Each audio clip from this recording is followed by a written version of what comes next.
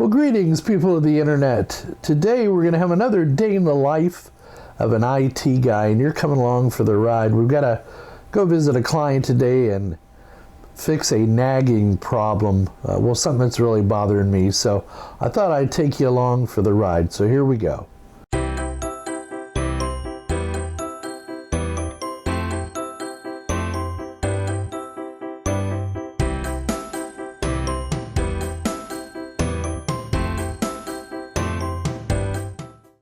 Now, this is a client I've had for nearly 10 years, and they're an engineering firm. And the great thing about engineering firms is when needed, they will spend money where it is required. So it isn't like one of these clients you have to fight with to get, a nickel or a dime out of them until, the shit hits the proverbial fan.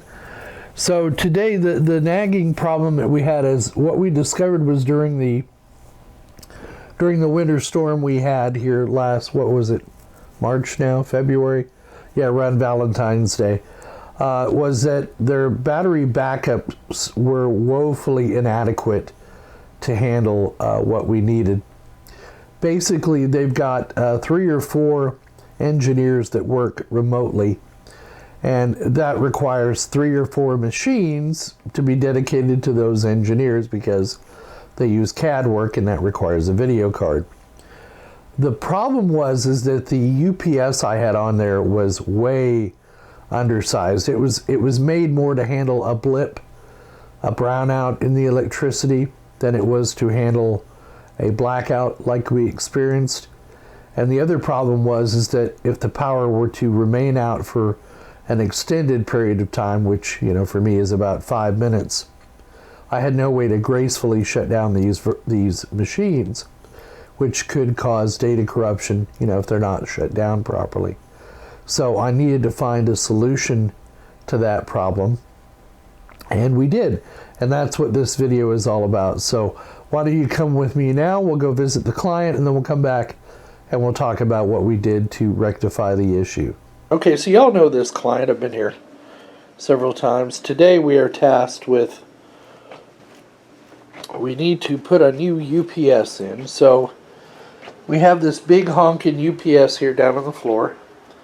It's a 1500 VA, and it's for all the physical machines that the remote workers are going to use. Now, it's an engineering firm, so they need powerful machines. Then the other job today is to move this machine, which is an XPS, it's a P3630 from Dell, is to move this into this back office here.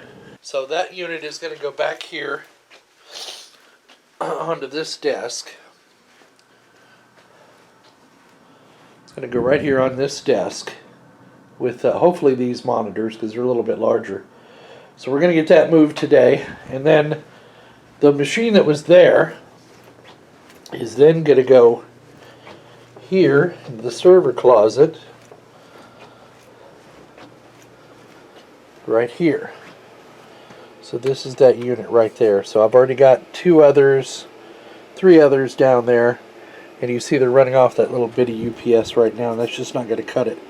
When we had the power outages during the winter storm, we quickly realized they don't have enough power. Now, I found out that number 16 up here on the patch panel is not in use, because as you can see, this switch is getting a little full. But if we come over to our wiring chart here, number 16, this is the front door here.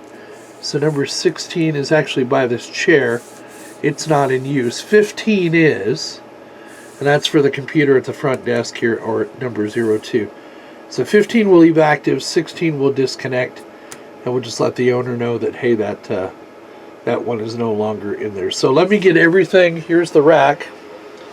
So I've got this machine's going to be going bye-bye too once we get the off-site backups going. That machine will be going bye-bye, and I'll just use that's for me to connect up virtually, and then I'll just connect up to a virtual machine on SAN HV1. And then there's a domain controller there, and then of course the Synology NAS, and here's their existing UPS. So I'll come back and take some more footage when I've got everything hooked up. Alright, so This day in the life was short and sweet. So I've got the UPS installed. And this is a neat one. This is the APC 1500C. And this little gem, it's a C1500. This little gem, right now it's at 180 watts. I've got 4 computers, 4 of these Dell Precision T1700s, and the owner's Synology NAS, which is going to his house next week. And it's around about 180 watts. But the nice thing about this UPS is that it has a network card built into it. So I'm going to have fun getting that set up to do auto shutdowns for these units in the event the power fails and is off for more than X number of minutes. So these are all machines that his remote workers use because they do AutoCAD. They've got to have high-end video cards in them. So we just set these up in the server room and plugged them into the switch, made some room for them, and got them good UPS because, as we learned with the big snowstorm of 2021, the battery backup did not last long enough and it did not shut them down properly, so we'll have that problem resolved. Now, I've also taken the unit out of the conference room and removed it and moved it to another office. Now, one of my pet peeves is that you have an IT manager, you have IT staff that the owner of the business says, okay, you're the boss, you're in charge of IT, nobody should move anything without your permission, nothing. And then I come in and I find that people have decided, in their ultimate wisdom, that they're going to move monitors because they want a bigger or smaller monitor or whatever. So instead of calling their IT department and going, hey, move this phone, move this monitor, do you know what's not on this desk? I don't see a phone, do you? Nope. How about this desk? Is there a phone? Nope. There's an Apple. No desk or no phone. Okay, you see a phone over here? Yes, I do. So that means, and the other thing is that these monitors, as you can see, because they're CAD computers, they have an add-on card. The unit that was sitting here, for some reason, somebody took the DisplayPort mini port adapters to DisplayPort adapters and plugged them into the onboard video card instead. Didn't change out the monitors. Didn't tell anybody where they took those connectors. Didn't tell anybody where they put these phones or that they disconnected them.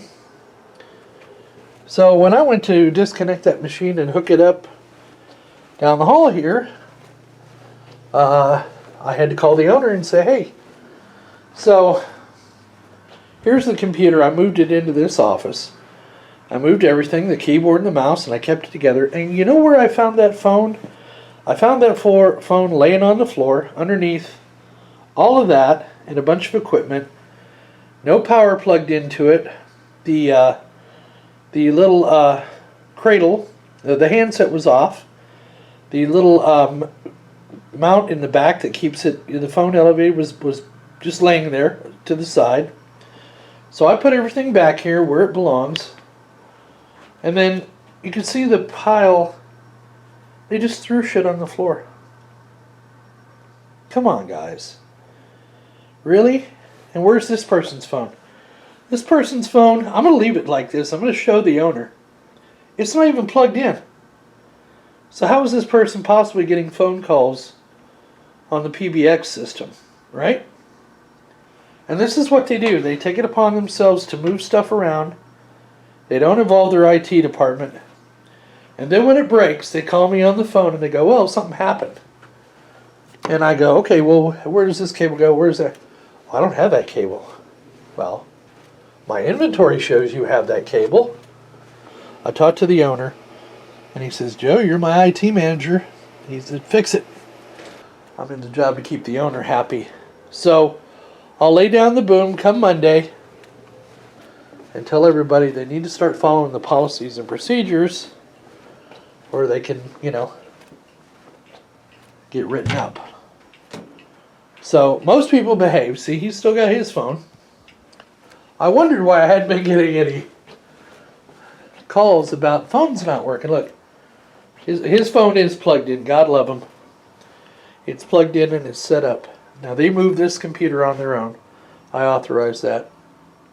And so he's the lead architect. This office is. You saw us wire this office up. This one where we put the 2 new drops in. That's enough for my rant. I got everything done for the day. So I'm going to go home and rant some more. Now, initially, I had told the client to buy a 1500 volt amp UPS, and what I was going to do was order a network shutdown card to place into that unit so that we could then hook it up to the network and then install shutdown software on the workstations. But the customer thought ahead and went ahead, and this is the beauty of having a customer who's a little bit knowledgeable about technical stuff, more so than I was. I really didn't do any research. I knew what sized UPS I wanted. So I told the customer, here's a link to a UPS I would recommend. And he went and looked and got one better. And that's fine. This unit comes with an automatic, it comes with a network card plugged into it. So it becomes a network device on their local area network, just like any other computer or item would. So now what I can do is install the shutdown software on the individual PCs. That UPS will then send a signal out in the event of a power failure and start an orderly shutdown. And the other nice thing is once the power is restored, I can set the UPS to say, hey, if the power is restored for more than, say, 5 minutes, go ahead and then power up these machines again, tell them it's okay. And they should restore, come back up to the normal function. That way we don't require a truck roll or someone to go out to that location and futz with turning the machines back on. So it's a win-win. Now, the thing you need to understand about engineers is they like to fix things, and that includes computer equipment. And as you can see, I don't necessarily mind people moving equipment around. However, when the owner of a company puts me in charge of their IT and the inventory, I need to know where things are. So the method of operation is you're supposed to call the IT manager, which would be me, and tell them or ask them permission to move equipment from here to here to here, because I might be aware of some things that you're not aware of. And plus I need to track inventory. And when people take it upon themselves to move equipment and not tell anybody, and then to try to later justify that, that's what irritates me. So I'll have a word with the people. I go and visit these clients at least once a week, and we'll make it clear that that is not a standard procedure. And then what I also don't understand is the disregard for equipment that at an employer that does not belong to you. You know, as you saw with those phones, I was a little disappointed in the staff that they had just kind of left them laying on the floor or left them unplugged or hadn't contacted IT support. So, but we'll get that fixed. But it's just some of the things you're going to run into in this field, in this career. You're going to have to deal with people that have, pretty much a disregard for what it is you do. IT typically is the lowest and last funded part of an organization and the least, I think, the least appreciated. That's just my perspective. That's one of the reasons I started my own company, is because I didn't like necessarily working for a company that had little regard for the service that I offered. Now, when the proverbial shit hits the fan, people come looking for their IT people, and they expect results. So I deal with clients that appreciate the work I do, that are willing to pay for that service, and that put me in a position where I'm a managerial position over their employees, so I can set policy and procedures and things like that, and then enforce them. And then that way the employees know I'm not a paper tiger, that I have the force of any other manager in their organization, and they need to listen and do what's instructed of them. So it's not a position of tyranny, it's a position of control over the equipment, and that way we keep their network up and running 24/7. So It's something I've learned as I've gotten older in this field is if you don't take control, other people will take it from you. And that's why what I do is great. I'm able to pick and choose the clients I want to work for. I have a great relationship with the owners or managers, and I can then kind of push out policy as we need to make sure that their system is up and running all the time. So there you go, short and sweet and to the point. We hope you found the video entertaining and informative as always. Please give us a thumbs up down below if you liked the video. Leave your comments in the comments section. Subscribe if you're not already a subscriber. We're trying to reach the goal of 10,000 subs before June 1st. Hopefully we'll achieve that. Donate if you're so inclined. We accept PayPal and Patreon, and the YouTube join function for $2 a month, automatically recurring membership. You don't even have to think about it. You just set it, forget it, and we get paid for our time. And that allows us to get other products in here for review or new toys to play with, to build lab units and whatnot. So, and don't forget to check out our Saturday live streams. Usually I'll announce them ahead of time. They occur either at noon or 1 o'clock on Saturdays, sometimes on Sundays, just depending on how I'm feeling. But again, I will post a notification like a day in advance of the live stream, so you can be sure to catch it. And we look forward to seeing all of you there. Please don't forget, we'll see all of you on the other side.